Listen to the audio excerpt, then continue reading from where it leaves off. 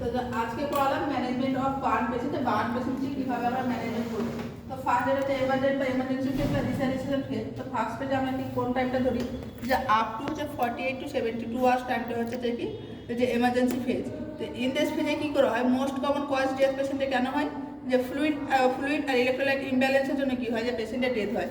তো এখানে আমরা পেশেন্টের কি করব, মেনটেন করব এয়ারে, এখানে অ্যাডমিনিস্ট্রেশন করবো আমরা অক্সিজেন, অ্যাসেস করবো আমরা ভাইটাল সাইন, এবং এখানে আমরা স্টার্ট করবো আইভি ফ্লুইড রিসাসিটেশন করবো, যেমন আমরা আরএল ফ্লুইড অফ চয়েস হিসেবে রাখি। তারপরে কি করবো, পেশেন্টকে আমরা হচ্ছে এনপিও রাখবো কতক্ষণ, 24 আওয়ার্স টু হচ্ছে 84 আওয়ার্স। দেন আমরা কি করবো, এলিভেটেড হচ্ছে এক্সট্রিমিটি পর হচ্ছে ভেনাস রিটার্ন, দেন হচ্ছে ফ্লুইড ক্যালকুলেশন করবো মার্ক বি। আমরা যেমন এর আগে পড়েছিলাম যে পার্কল্যান্ডের ফর্মুলা মেনটেন করে কি করবো, পেশেন্টকে আমরা ফ্লুইড রিসাসিটেশন করবো। দেন আমরা কখন থেকে টাইম স্টার্ট করবো, যখন থেকে পেশেন্টের ইনসিডেন্টটা ঘটবে, টাইম ফর ইনজুরি, তখন থেকে আমরা কি করবো, টাইমটা ক্যালকুলেট করবো। তো এটা কোন ফেজে করছি আমরা, যে ফার্স্ট হচ্ছে 48 to 72 আওয়ার্সের যে টাইমটা থাকছে, সেই টাইম আমরা রিসাসিটেশন ফেজটাকে আমরা এভাবে ম্যানেজমেন্ট করছি। দেন সেকেন্ড ফেজ আছে অ্যাকিউট ম্যানেজমেন্ট। অ্যাকিউট ম্যানেজমেন্ট কখন থেকে স্টার্ট হচ্ছে, যে স্টার্ট হচ্ছে আফটার 48 to 72 আওয়ার্স পর। এখানে কি হয়, পেশেন্টের সব থেকে বেশি ইনফেকশন হওয়ার সম্ভাবনা থাকে। এই জন্য আমরা পেশেন্টকে সব থেকে কী করবো, আমরা প্রোটেকশন করবো, আইসোলেশন রাখবো পেশেন্টকে। এখানে আমরা যেটা করবো, উন্ড কেয়ার দেবো, যে ঘাটা আমরা কী করবো, আমরা ড্রেসিং করবো, ইনফেকশন কন্ট্রোল করবো, করার হচ্ছে যে আমরা কী করবো, ইনিশিয়েটিভ করবো। এখানে আমরা পেশেন্টের ক্ষেত্রে যে উন্ড হিলিংয়ের জন্য আমাদের নিউট্রিশনের ম্যানেজমেন্টের প্রয়োজন পড়বে, তাহলে এখানে আমরা কী করবো, যে নিউট্রিশনাল ম্যানেজমেন্ট করবো। পেশেন্টের কী হয়, যে স্কার আসে এই সময় এটা, তাহলে আমরা কী করবো, স্কারাটমি করবো, যে স্কারটা আসবে সেটা কী করা হয়, রিমুভ করা হয় ড্রেসিংয়ের সময়।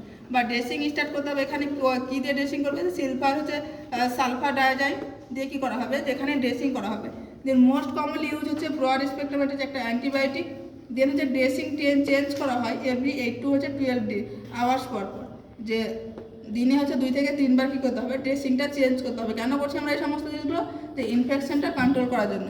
দেন ড্রেসিং হচ্ছে ইন চিলড্রেনের ক্ষেত্রে আমরা কী করে, কোন অয়েন্টমেন্টটা ইউজ করবো, যে সোফেরামাইসিন বা ফেসিয়াল বার্ন হয়, তাহলে পেশেন্টের ক্ষেত্রে আমরা কী করবো, নিওস্পোরিন হচ্ছে যে কি আমরা অয়েন্টমেন্টটা ইউজ করবো। দেন হচ্ছে রিহ্যাবিলিটেশন ফেজ। এই ফেজে কী করা হয়, পেশেন্টের রেঞ্জ অফ মোশন এক্সারসাইজ করানো হয় পেশেন্টকে, পেশেন্টের ইমোশনাল সাপোর্ট দেওয়া হয়। দেন হচ্ছে যে আমাদের হচ্ছে স্কিন গ্রাফটিং, কী গ্রাফট করা হয়, যেমন অটোগ্রাফটের ক্ষেত্রে কী করা হয়, ক্লায়েন্টের হচ্ছে ওন স্কিন নিয়ে গ্রাফট করা হয়, যে এক জায়গা থেকে, যেমন হচ্ছে যে কি কারো হচ্ছে ফেসিয়াল বার্ন হয়েছে, মুখে বার্ন হচ্ছে, তাহলে কী করা হয়, যেমন হচ্ছে যে কি থাই থেকেও যে স্কিন নিয়ে গ্রাফট করা হয়। বা আইসোগ্রাফট হচ্ছে যে স্কিন হচ্ছে গ্রাফট করা হয় ফর আইডেন্টিক্যাল টুইন, বা মনোজাইগেটিং টুইন থেকে কী করা হয়, আইসোগ্রাফট করা হয়। বা অ্যালোগ্রাফ হচ্ছে যে অলসো নোন অ্যাজ হোমোগ্রাফ, বা সেম স্পেসিমেন বাট হচ্ছে অ্যানাদার পার্সন, ডেড পার্সনের কাছ থেকে নেওয়া হয়, বা হচ্ছে ব্রেন ডেড বডি থেকে নেওয়া হয়। জেনোগ্রাফ হচ্ছে বা হেটেরোগ্রাফ হচ্ছে যে অ্যানাদার স্পেসিমেন হচ্ছে লাইক হচ্ছে অ্যানিমাল থেকে নেওয়া হয়, যেমন পিগ স্কিন থেকে নেওয়া হয়। এবার হচ্ছে আমরা ইউরিন আউটপুট, যেখানে আমরা হচ্ছে মোস্ট রিলেবল অ্যান্ড হচ্ছে non invasive method for assessment for fluid resuscitation, যে আমরা কী করি, ইউরিন আউটপুটটা দেখে বুঝতে পারি পেশেন্টের ক্ষেত্রে ঠিকমতো ফ্লুইড রিসাসিটেশন হচ্ছে কি না। এবার হচ্ছে সেন্সোরিয়ামটা হচ্ছে যে most accurate guide for detection of the fluid resuscitation. তো আজকে এই পর্যন্ত।